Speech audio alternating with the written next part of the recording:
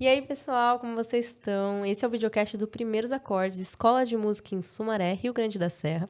Tem patrocínio da Sotrec e apoio logística, apoio do Instituto Avivar e a realização da Lei Federal de Incentivo à Cultura, Ministério da Cultura, Governo Federal, Brasil, União e Reconstrução. Meu nome é Brandon Bellino, eu sou uma mulher branca, estou usando um terninho preto. Minha camiseta tem algumas mulheres no espelho, ela também é em cores marrom e preta. Meu cabelo tá preso em um rabo de cavalo. Tô usando argolas de brinco, um batom rosinha, uma maquiagem leve. E tô aqui com a Camila Lorde, maravilhosa. Muito feliz de te receber aqui, Camila. Eu também estou muito feliz de estar aqui. Você pode fazer sua audiodescrição pra gente também? Pois não. Eu sou uma mulher branca de 51 anos, tenho o cabelo grisalho, mais para branco, que está preso também. Estou usando argolas bem pequenas, uma blusa de tecido africano amarela e, por baixo, uma regata preta. Maravilhosa. E, gente, eu queria falar pra vocês que a Camila é compositora, escritora, pianista e, além disso, também é historiadora e professora de História de Música Popular. E foi minha professora e eu tô muito feliz de receber ela aqui hoje. E, já pra iniciar, eu queria começar falando deste livro maravilhoso que ela escreveu, que chama O Som Protagonista. A gente vou colocar aqui pra vocês verem, pra quem estiver vendo em vídeo. É um livro super bacana, que conta histórias do mundo, né? Enfim, eu escrevi até um monte de coisa aqui, mas acho melhor você falar. Me conta um pouquinho sobre a história desse livro, como foi seu processo de criação. Isso, então, esse livro nasceu da minha experiência em sala de aula com os alunos da Escola de Música, que hoje se chama Escola de Música do Parque Ibirapuera. Na ocasião, era a Escola do Auditório, e eu fazia a iniciação musical junto com o professor Pedro Ito, e a gente recebia, então, as crianças que iam ser alfabetizadas em música. E eu ouvia dessas crianças, pré-adolescentes, que eles não gostavam de nada na escola, não gostavam de história, não gostavam de geografia, de matemática, de nada. E eu ficava triste, porque a minha experiência escolar foi muito boa. Claro, sou privilegiada, estudei numa escola particular, com excelentes professores, mas, de qualquer forma, eu continuo achando que a escola é um lugar de experiência social e de troca de informação, de conhecimento. Enfim, ela tem muitas coisas importantes que, por razões políticas e econômicas, hoje está numa crise. Claro, a gente tem uma crise também na forma de passar esse conhecimento, mas a experiência, em geral, que as crianças e adolescentes têm da escola não é boa. Ainda mais a escola pública, que é de onde vêm esses alunos, de onde vinham esses alunos da Escola do Auditório. Então, eu comecei a recolher histórias do mundo, como você falou. O livro se chama Som Protagonista, Contos e Lendas do Mundo. E acabei condensando essas histórias. Começa na Índia, vai para a Turquia, para a Grécia, para Gana e termina no Brasil. Que demais. Histórias que falassem sobre o som, onde o som fosse o principal personagem, o principal acontecimento, para poder ensinar música, mas também para poder ensinar geografia, história, filosofia e legal. Outras formas de pensar a música que não essa maneira ocidental. E são formas bastante diferentes, né? Na introdução, eu vou dizer que a música também nasce da harmonia entre as pessoas, né? Usando um simbolismo. E aí foi muito legal, porque pela curiosidade do diferente, às vezes do exótico, para eles, né? Eles se interessavam. Nossa, mas, poxa vida, a música pode nascer assim? A música pode ser feita assim? E aí a gente fazia essa troca bem legal, ouvia a música desses lugares diferentes. E assim nasceu o livro. E eu desejei, no processo de criação, compor para essas histórias. Fui fazendo as composições no piano, em casa. Quando eu mostrei para o Pedro Ito, ele falou, poxa vida, vai gravar. E eu fui para o estúdio gravar, mas sem a intenção de fazer um álbum. Aham. Gravei no estúdio de uma maneira rápida, até porque não tinha essa pretensão, né? E quando eu saí de lá, eu tinha as 9 músicas. E a Débora Gurgel, que faz parte do show hoje, esse projeto, na verdade, virou um álbum, depois um show, ela falou, poxa vida, você tem que fazer um álbum. E aí eu fui chamando alguns convidados para participar, e acabou virando um álbum e um show. Muito bom, por sinal. O show lindo com projeções gráficas também, muito bonitas. E o som maravilhoso. Tá no Spotify, né? Eu já escutei múltiplas vezes. Muito legal.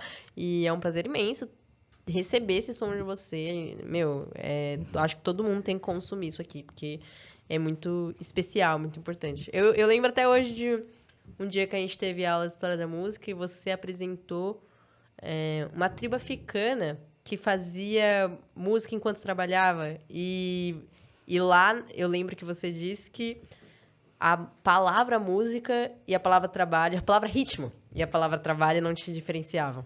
A palavra ritmo e a palavra trabalho era a mesma palavra para aquela tribo. Nunca esqueci isso, porque eles faziam os ritmos enquanto trabalhavam, né? E era uma sinfonia de ritmos, de uma polirritmia muito rica, assim. E eles estavam só fazendo as coisas do dia a dia. Era muito doido isso. E eu nunca esqueci, assim. Muito bacana. E é isso. Aprender sobre sons de outras culturas e ter histórias que ilustrem o som como protagonista em diversas culturas é algo muito valioso. E é algo que enfim, é muito importante pra gente, né? Como pra mim, eu nunca esqueci, né? Nunca esqueci. Recebi essa informação e eu carrego comigo pra onde quer que eu vou, né? Que bom, Brenda. Fico feliz de ouvir isso. Antes de eu comentar isso que você acabou de falar, eu queria dizer para os ouvintes que o livro está disponível no meu site, www.camilalorde, o Lorde tem o Y no final.com. Então, nesse site, as pessoas podem baixar o PDF ou até ler online as histórias. Ele também está nas plataformas digitais, para quem quiser comprar e ler em outros formatos, no Kindle, enfim. E dá o play, né? No Spotify e no site também. Ouvir a história e já dá o play na música. Olha, que legal. Isso. Então, sobre essa passagem, tem o capítulo que chama Kim, O Som dos Homens, que é um poema que o Daniel Reginato, regente, me deu de presente quando ele soube que eu estava recolhendo histórias.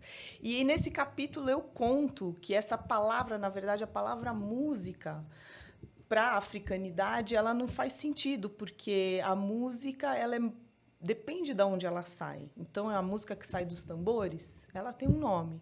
A música que sai da voz, ela tem outro nome.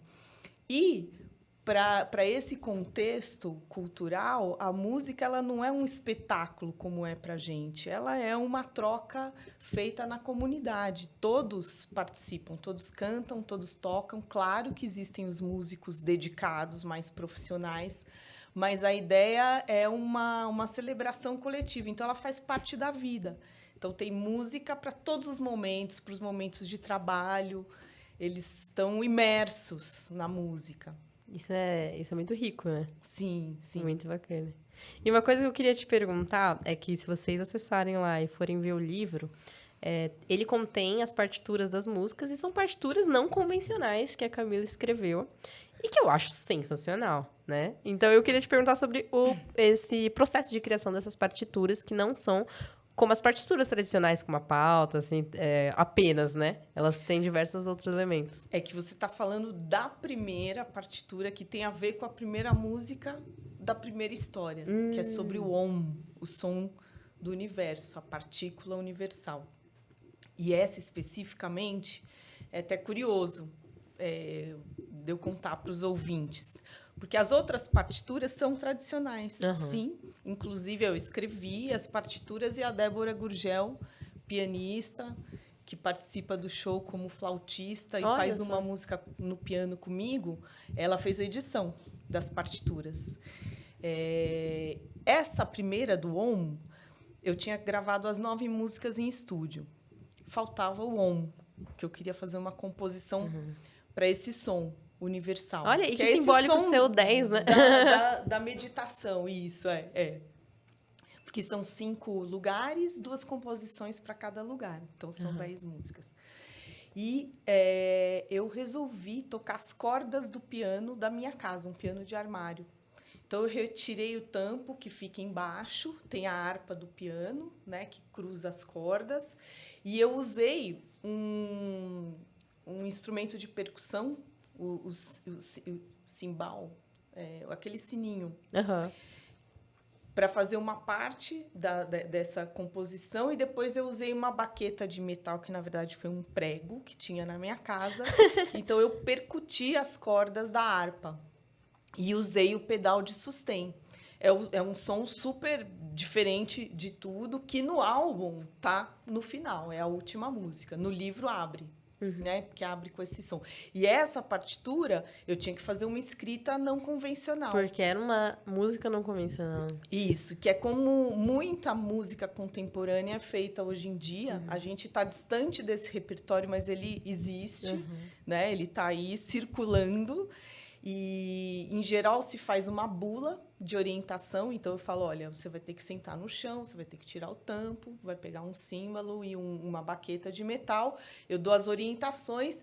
E aí, a partitura, eu trabalho com a ideia de agudo, médio e grave, e fiz uma notação gráfica desse percorrer do símbolo e da baqueta de metal. Então, eu vou separando por partes, e aí é uma partitura realmente não convencional. Mas quem se interessar em desvendar, é totalmente possível. Eu tentei dar um maior número de informações possíveis. E tive a ajuda de um compositor contemporâneo, que é o Sérgio Cafejan. Ele me ajudou. Que legal. Porque não é a minha praia, né? Não é o meu universo. E deixa eu te perguntar, as pessoas que forem se aventurar em interpretar essa partitura, que não é uma partitura convencional, você acha que elas vão conseguir extrair a música da sua forma original? Ou que você acha que cada vez vai ficar um pouquinho diferente? Tomara que cada vez fique um pouquinho diferente. Que eu acho que tem a ver com a ideia do Om, essa partícula universal, que, na verdade, é esse som, esse manto sonoro que está acontecendo agora, e desde que o mundo é mundo, tem um som acontecendo, e a gente é só um pedacinho de tempo dessa sinfonia cósmica. Então, ali eu dou as instruções, mas eu acho que cada um vai tirar o som ali na harpa da maneira que quiser. Tem um momento no meio da peça que tem notas escritas de cordas muito específicas de altura. Quando eu faço a percussão com a baqueta de metal, mas que também é uma ideia, né? Porque é um momento onde esse caos inicial ele tem uma explosão, e aí aquele momento de reorganização. Olha, eu acho que é super legal se cada um tirar uma nota pensando nessa ideia, né? Acho que se inspira na história, olha a partitura e faz a sua música. Muito legal. Porque, no geral, a música já tem um pouco isso. Quando você vai interpretar uma música, você exprime já um pouco da sua identidade naquela canção, porque é inevitável, né? Aí eu acho que nessa daí você só deu mais espaço para as pessoas exprimirem mais da identidade delas, né? Total. Eu acho que a partitura, no fundo, ela é isso. Ela é só um guia, né? Ela é só um guia visual. Por isso que eu quis colocar no livro as partituras, eu até falo, né? É o som em todas as suas formas de escrita e de pensar. Eu escrevi as histórias e ele também aparece na forma de partitura. E a pessoa que é leiga, se ela se interessar em ouvir o som e olhar aquela grafia, que para nós músicos a gente desvenda, a gente sabe como funciona, eu acho que vale também, ela vai enxergar coisas. Então, eu quis que que as partituras estivessem contidas por isso, porque eu acho que é também mais uma forma de falar do som. Gente, que lindo! Quanto conteúdo já, logo no começo da entrevista. Vou ir para casa matutando todas essas suas falas, muito bacana. Que bom. E eu queria te fazer uma outra pergunta, né, que, na verdade, é sobre o assunto de história, porque você é historiadora, né, formada na USP. E eu imagino que o seu livro de histórias do mundo também seja uma soma dessas suas duas paixões, né, que é a música e a história. E eu vi no seu currículo que, através da música, você viajou por muitos lugares do mundo, né? Foi pro Japão com a Fernanda Takai, e, enfim, trabalhou com teatro de vertigem, Dinamarca, Colômbia, Rússia, Chile, foi para muitos lugares, né? E eu queria te perguntar como que é essa experiência, se tem alguma viagem que você mais gostou, e se você, a Camila historiadora, fica, enfim, completa, né? Com essa experiência que a Camila musicista tem, explorando o mundo com o som. Olha, são dois universos pelos quais eu fui caminhando. Eu vou contar um pouquinho, porque já que a gente está falando para estudantes de música, a minha experiência ela não é muito comum entre os músicos. Por quê? Eu saí da escola, da graduação, não, da formação colegial, na minha época chamava agora ensino médio. E eu já tocava, mas eu achava que eu nunca ia poder viver de música. E eu pensei na história como sendo um campo mais amplo, já que eu tinha dúvidas, né? Como a maioria dos adolescentes não tem muita certeza. Alguns privilegiados já saem com certeza do que querem fazer. Eu não tinha. Fui fazer história na USP e entrei na universidade e entrei no coral. Já fui para a música de cara. E fui para o coral da ECA, mas fui também para um coral amador, que era regido por um cantor do coro sinfônico, Taubaté, e foi uma experiência muito legal, porque aí eu tinha um pouco deixado de tocar piano e fui voltando através do canto. Aí aconteceu que, nesse meu período de graduação na USP, eu fui me envolvendo muito com música e não fui dando conta daquele monte de leitura que a história precisa, mas fiz 5 anos e não me formei, porque no final da graduação eu já estava no Teatro da Vertigem, que é esse grupo com o qual eu viajei para vários lugares. E eu tocava e cantava no espetáculo. Um espetáculo que ficou 4 anos em cartaz. Caramba, depois voltou coisa. Quinta, sexta, sábado e domingo. Meu Deus. Num lugar que foi a maternidade onde eu nasci. E que agora está o Complexo Matarazzo. Olha só, que coincidência, né? Pois é, ali na Paulista, que é um lugar super bonito, histórico, que virou um hotel de luxo, enfim. Mas, enfim, fiquei lá fazendo esse espetáculo, depois a gente viajou e eu voltei para a música e falei, poxa vida, então agora eu quero fazer uma graduação, mas me formar. E aí fui fazer composição e regência, entrei na Unesp, eram 6 anos o curso, e do segundo para o terceiro ano eu já precisava trabalhar, eu já era minha segunda faculdade, me transferi para a FAAM, consegui me formar na FAAM. Aí a minha experiência como professora, que eu comecei a dar aula, muitas coisas aconteceram. Aí eu comecei a trabalhar profissionalmente com música. A história ficou uma experiência do passado. Eu cheguei até a trabalhar como estagiária no Arquivo do Estado de São Paulo. Vestia máscara, analisava os documentos, digitalizava. Numa época que a digitalização estava super começando. Mas não tive muito mais experiências do que isso. E aí a música entrando na minha vida super forte. E aí entrei na Escola do Auditório como professora, eu dei muitas aulas de diferentes coisas lá e comecei a dar uma aula que chamava inicialmente Laboratório e História, que era junto. E eu percebi que eu gostava muito.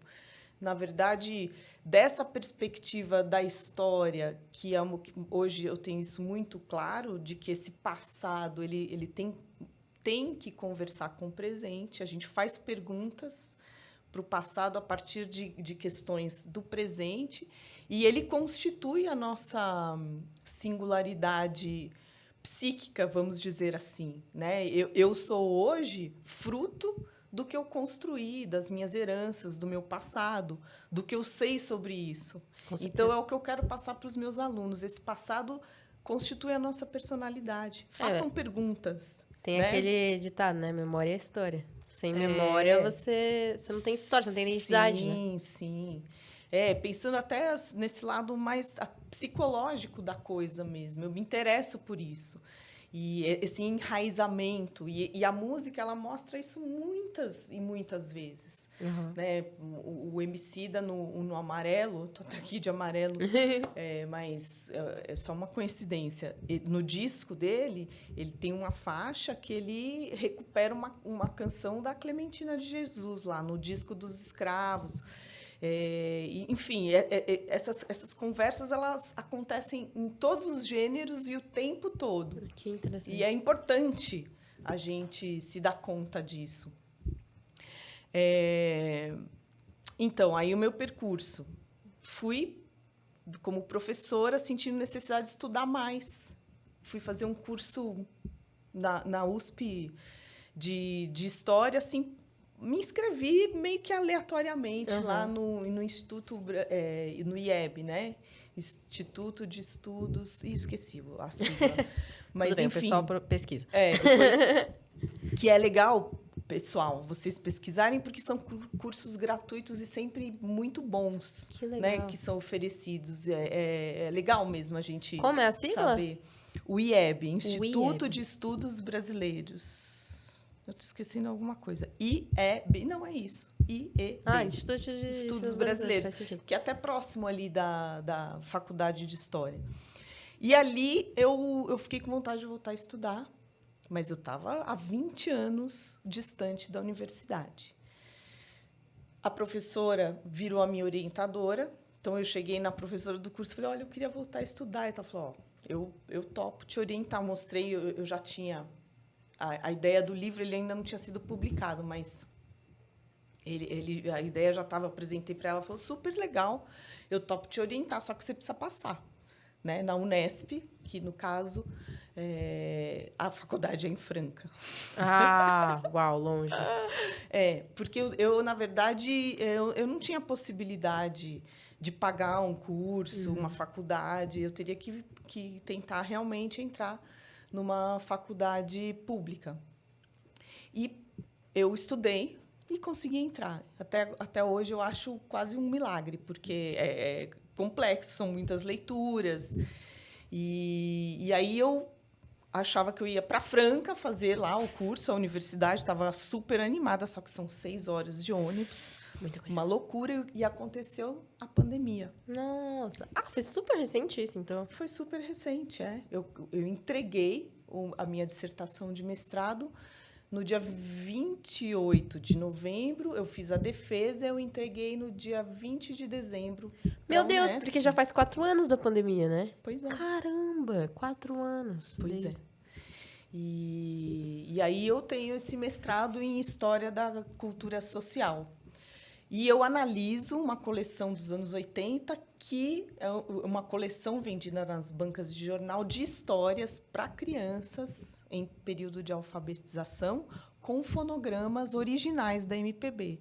Então, eram histórias escritas por figuras super de destaque na literatura infanto-juvenil, que nasce nos anos 70, e que vai produzir uma literatura infanto-juvenil muito importante, figuras como a Ruth Rocha, Maria Clara Machado, Ana Maria Machado, um historiador chamado Joel Rufino dos Santos, Magui, Silvia Ortoff. É uma galera que fez a literatura infanto-juvenil ir para uma categoria de excelência. Que demais.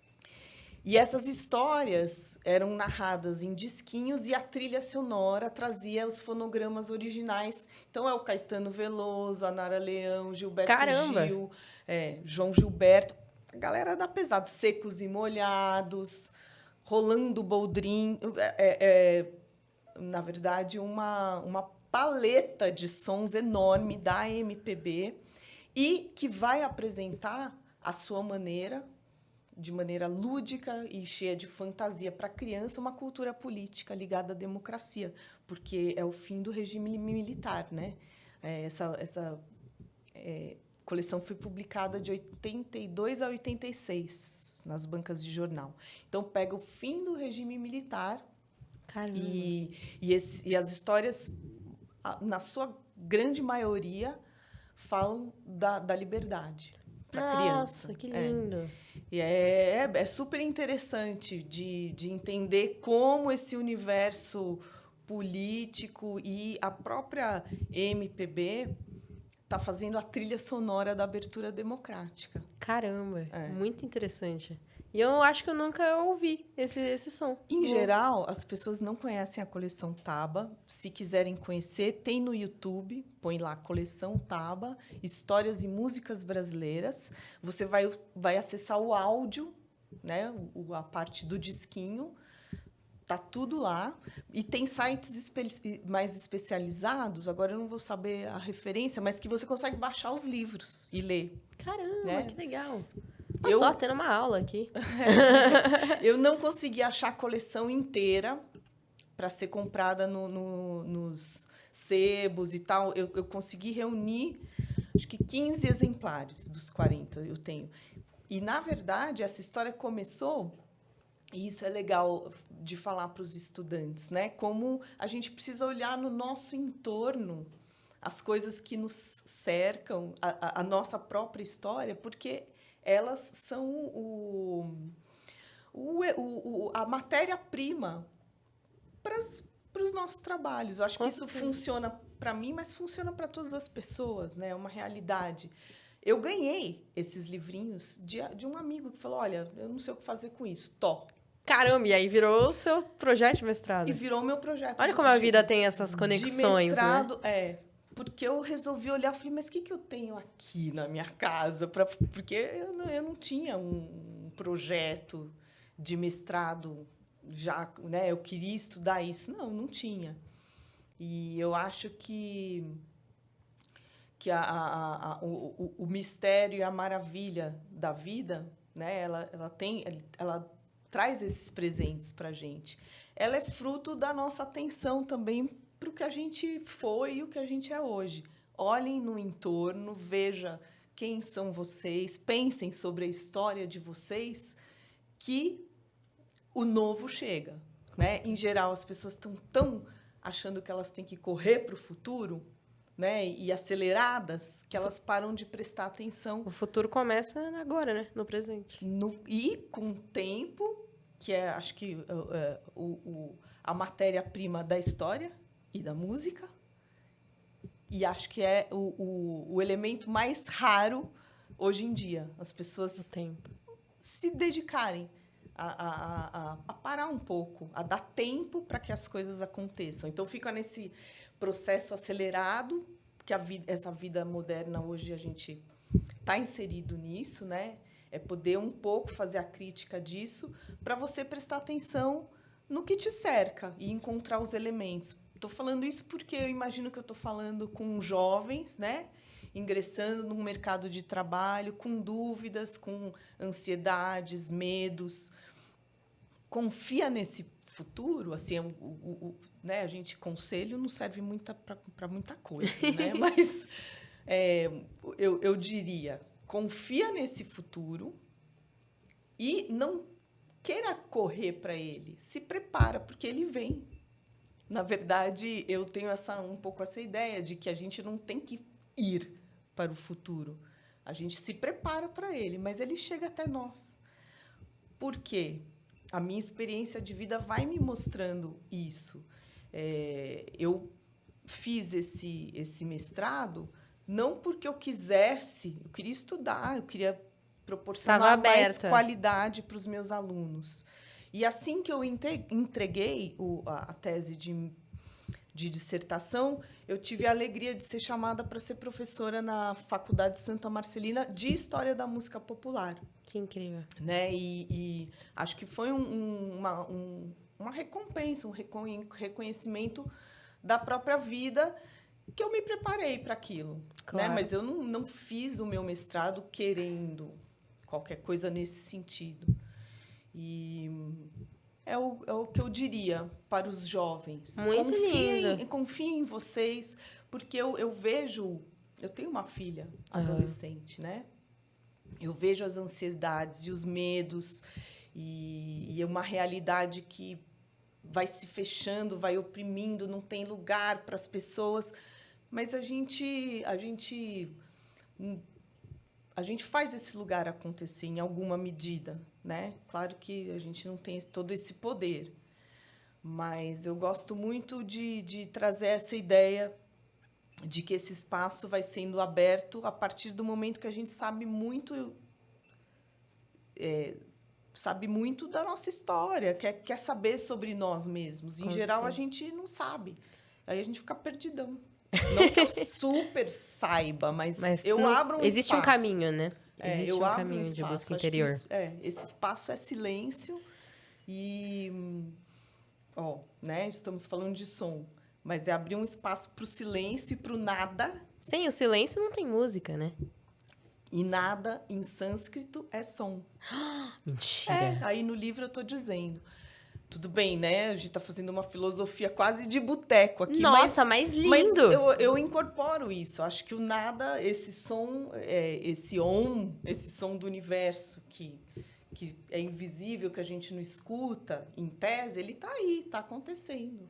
Muito legal. Como muitas das coisas que você já me disse, vou guardar essa no meu coração também. E eu espero que vocês também, porque é muito valioso o que Camila disse aqui pra gente agora. E eu queria continuar te perguntando sobre sua trajetória. Você acha que conhecer tantas partes do mundo afetou a sua música, a forma como você compõe? Que eu vi que você viajou bastante. Houveram experiências que você trouxe de lá para incorporar aqui na sua música, que é uma música principalmente brasileira, né? Porque você é uma mulher brasileira. Me conta um pouquinho disso. Acho que, sem dúvida, sim. Mas acho que tem uma coisa que aí é a minha personalidade, que é gostar da diversidade. Então, claro que as viagens me trouxeram uma experiência muito concreta do diferente, do distante de mim, do fascinante, portanto, mas eu fico sempre pensando, mas e se eu não tivesse podido viajar, né? E outras pessoas também não podem viajar? Eu acho que essa abertura para o diferente, para o diverso, ela é muito importante. Então, vou falar a partir de uma perspectiva não de necessariamente da viagem física, mas você pode viajar na sua mente, no conhecimento, né? Eu acho que o conhecimento, o estudo, ele é uma viagem.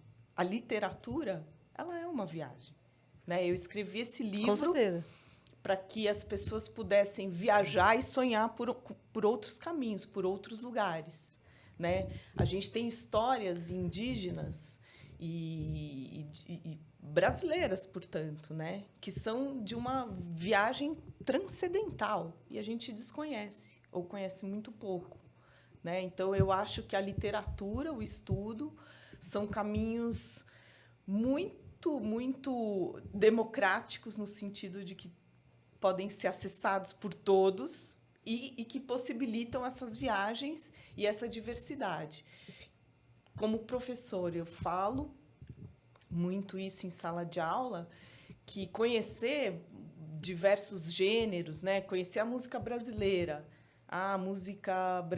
instrumental, a MPB com uma certa sofisticação, o funk, que é visto com preconceito, o rap, que é um universo maravilhoso, que às vezes também é visto com preconceito, e a música, até a música muito pop comercial, elas não que a gente precise estudar, mas elas precisam, ainda mais como professora de história, entrar na pauta. Com certeza. É porque a falar música, sobre isso. A música nada mais é as suas diferentes pluralidades, né? As diferentes pluralidades de uma cultura. A música é isso, né? São os gêneros musicais que a gente tem, na verdade, são expressões de fragmentos da sociedade que a gente também tem. E por isso Total. eles são válidos, porque eles existem e eles são expressões e manifestações de existência, né? É. E é muito relevante, muito importante, E né? quando fica numa via só, né? Olha, isso aqui é a verdade, o caminho e a vida. Aí temos problema. Eu Claro. acho que tem que ouvir, as pessoas têm que ouvir Liget, Bério, tem que ouvir Racionais MC, Sabotagem, tem que ouvir tudo, principalmente nessa fase de formação. E porque os insights musicais mais legais vêm quando você escuta algo diferente, né? Eu imagino Sim. que você, como compositora, saiba disso, né? Porque quanto mais repertório você tem, mais possibilidades de criação musical você também tem, né? Se você fica só em um repertório, a sua criação musical vai ser aquilo, porque é isso, nada se cria, tudo se transforma, né? Então, uma nova criação musical é um conjunto de vivências, não apenas musicais, mas principalmente. E a que gente também a gente nunca sabe aonde vai bater algo que tenha um significado, daí sim, para a alma individual de cada ser, Com certeza. de abertura total, né? Tem alguma coisa que você vai encontrar uma identidade ali, mas quem vai saber onde está? Às vezes está no lugar mais improvável, Com certeza. né? Então não se feche, ao contrário, ouça. Claro que tem as fórmulas da indústria cultural, uma música que se repete, se repete, se repete e que fica Maçante, empobrecida, Uhum. empobrece a escuta. Mas, poxa vida, encontre vocabulário para falar o que é esse empobrecer. Não só carimbe a E coisa. principalmente, porque as pessoas gostam de ouvir isso também é importante, né? Só isso. Eu acho que esse tato é importante. Tipo, ok, mas existem pessoas que consomem isso e é importante ter essa abertura de cabeça para absorver isso. Tipo, por que que as pessoas escutam isso? Porque tem Agora- algum valor ali, tem algum lugar que toca aquela pessoa e por isso ela continua a escutar. Pode ser um tocar bom e um tocar ruim, né? Também tem. Que às vezes a gente mergulha em algo que não é tão bom pra gente, mas ao mesmo tempo é isso, sabe? Tipo, é válido, existe, Claro, então é válido. sempre. Agora, Brenda, a minha experiência me conta que essas pessoas que ficam num único gênero, fechadas, e às vezes são esses gêneros muito pops, industrializados, não é só uma questão de gosto, é uma questão de falta de oportunidade, de não circulação. De uma coisa mercadológica, né? Que é o que o mercado, é o que toca nos lugares, é o que, às vezes, dependendo do lugar que você vive, é o que tem acesso, né? Porque também a gente tá em São Paulo, que é um polo cultural muito plural, né? Então, a gente acaba tendo acesso, às vezes, só de passar na rua, a gente tá escutando uma música. Mas existem lugares do Brasil que só tocam um gênero de música mesmo, assim, Sim, né? mas E até, a gente não tem olha, esse conhecimento, né? Porque não faz parte da nossa realidade. Existe um procedimento agora, por exemplo, nos streamings, né? Que é esse afunilamento que os algoritmos vão fazendo, as bolhas que as pessoas vão criando, bolhas estéticas, que tem a ver com esse funcionamento da máquina.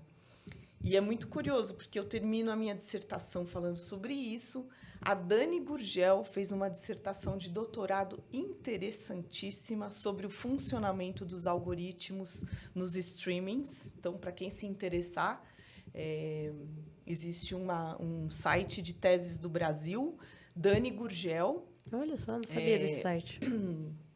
Eu esqueci exatamente o nome da tese, mas é o funcionamento dos algoritmos na era digital, e ela faz estudos de caso. E o que acontece?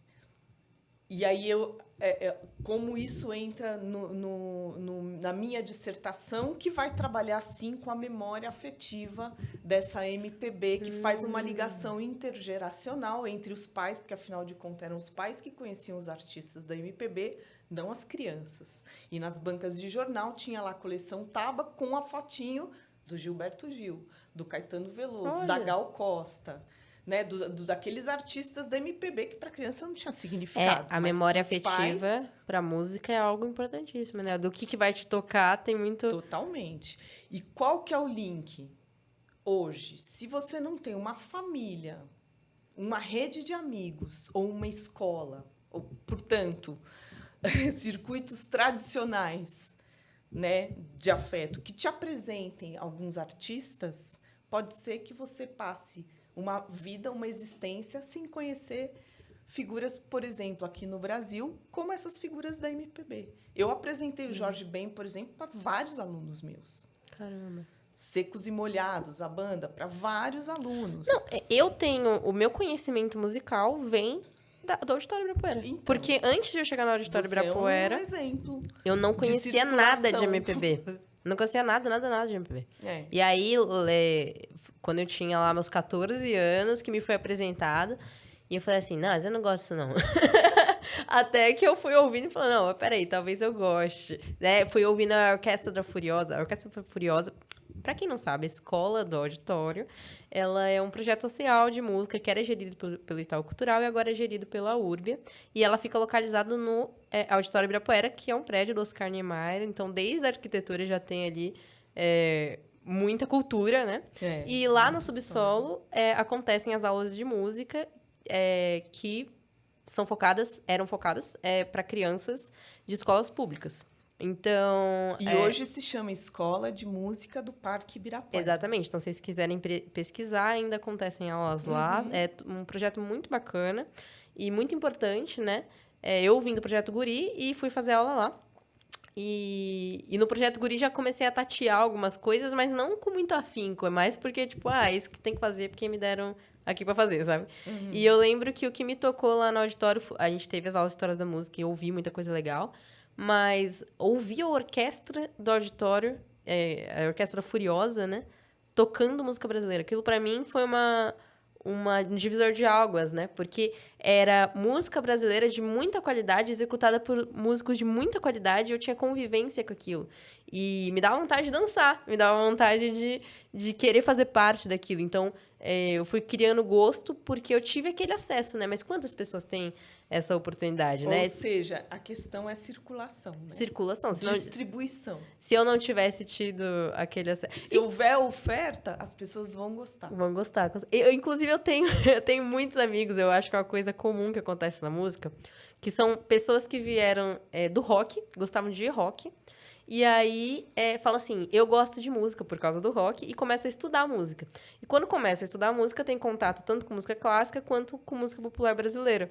E aí começam a gostar ou de dos dois, né? Eu conheço muitos músicos clássicos com uma cara de roqueiro, assim, sabe? Que você fala, meu, você veio pra cá por causa dessa porta de entrada, porque essa é a porta de entrada que era difundida pra você, e você veio, né? E eu lembro que eu tive até uma banda, uma época que a gente chamava de forrock. Que era tipo, a gente gostava de forró, mas todo mundo teve origem no rock. Então tinha muitas influências, que é aquilo que eu mencionei da transformação, né? Então, você transforma a música com base na sua cultura, né? Com base no seu acesso, com base no seu repertório, né? E aí você cria algo novo com base nisso, né? Então, eu acho muito interessante as portas de entrada. Muita gente vem pra música através da igreja também, que é um polo de difusão de música, onde tem acesso a aulas gratuitas, muitas vezes, né? Então, a galera aprende instrumentos diferentes, às vezes as igrejas têm orquestras, né? Sim, sim. Então, é muito interessante. Mas acho que, de fato, a música precisa ser mais difundida. É uma coisa que a gente tem falado muito aqui nessas 10 episódios de podcasts do Primeiros Acordes. São lugares onde é possível aprender música de forma gratuita, né? Então, a gente tem o Primeiros Acordes, né? Tem o Projeto Guri, que é um projeto para quem está ainda ali estudando no ensino médio, até o último ano do ensino médio. Tem a Escola do Auditório, que é possível entrar lá ainda na iniciação. Se você tem ali entre 11, 12, 13 anos, você consegue entrar e ter aulas de música gratuita. Tem a EMESP Tom Jobim, que tem aulas até para pessoas de 21 anos, você pode entrar e ingressar no primeiro ciclo. E também tem o Cursos Livres, que é para pessoas de todas as idades, né? Entrevistei aqui o Ale Ribeiro, para quem quiser assistir, da Escola de Choro, que ele criou o projeto Escola de Choro, que também é um projeto de difusão de música gratuita. Então, tem muitos lugares aqui em São Paulo e na megalópole, né? Grandes, Sumaré, Rio Grande da Serra, que são cidades aí vizinhas, que fazem música e querem ensinar música com professores maravilhosos como Camila Lorde, né? Então, muito bacana. Além das universidades, além de todos os lugares mais conhecidos, existem outros também, né?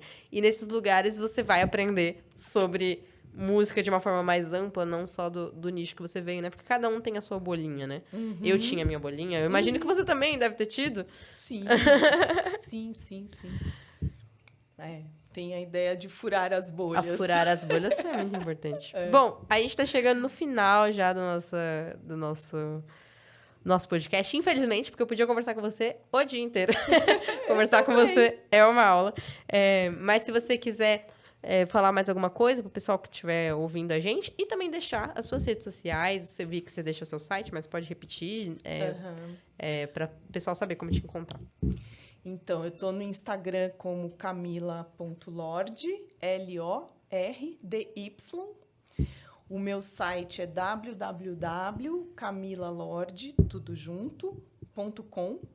No site tem a agenda dos shows que já aconteceram, tem os clipes feitos, tem 3 clipes feitos para músicas do álbum, tem o PDF para ser baixado do livro, das partituras, mas também é possível ler o livro online e dar o play. E, por enquanto, não tem shows para o som protagonista agendados. E é isso. Bom, então eu vou dar aqui uma mostrada mais uma vez aqui para quem estiver vendo em vídeo. Esse é o livro. Capa linda, né? Deixa eu falar. Me conta dessa capa. Os 2 ilustradores que eu escolhi justamente porque 2, né? Por se tratar de diversidade, eu queria também que nas imagens tivessem 2 assinaturas. Que legal. Então, a capa é do Paulo Arena, que faz esse traço mais de nanquim, né? Ele é mais preto e branco. O livro todo ficou em preto e branco por razões econômicas, porque senão ficaria muito caro. Ele é independente, né? Eu imprimi de forma independente. Mas o Pedro César Ferreira é um artista gráfico muito legal, que mora em Visconde de Mauá. Ele faz aquarelas, ele é aquarelista. Que legal. E ele tem também as imagens dele, que já tem, né, essa coisa da aquarela, que é água, é mais difuso, os desenhos. Então, são os 2 misturados. E eu agradeço muito, porque foram os parceiros lá do início.